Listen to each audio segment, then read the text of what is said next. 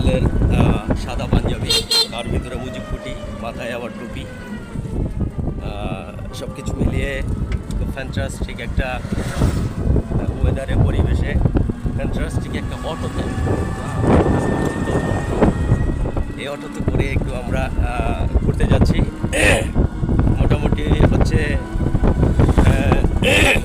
ঈদের ছুটিতে বাড়িতে এসেছি, প্রায় আজকে 9 দিন। কালকে আবার ঢাকার উদ্দেশ্যে রওনা দেবো। তো বাবাদের অনেক আবদার ছিল, আমার বাবা মেক্সুল ইসলাম অনেক আবদার ছিল। আজকে হচ্ছে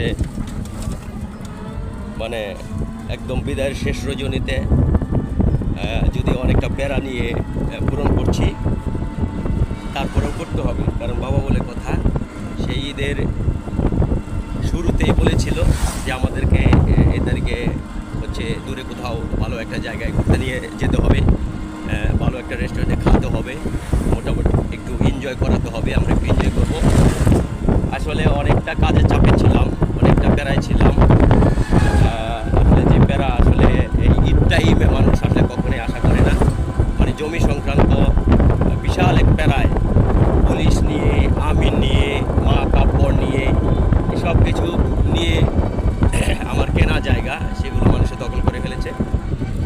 সেই জায়গাগুলো সালিশ দরবার করে কিছুটা আমি পেয়েছি আর কিছুটা হারিয়েছি। সব কিছু মিলিয়ে সৃষ্টিকর্তার উপরে আমি বিচার দিয়ে রেখেছি। কাউকে ঠকিয়ে কেউ ঠকে না, সে নিজে ঠকে, এটা সীমা সে দিয়েছি।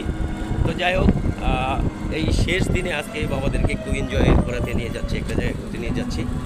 তারপরে বিকেলে রওনা দিব আমার গন্তব্যে। বাবা একটু কিছু বলেন। আমার বাবা কিন্তু হুজুর, সে আসলে অনেকটা লাজুক, অনেকটা লজ্জা পায়। সে আসলে খুব একটা কিছু বলে না। আবার এক অনেক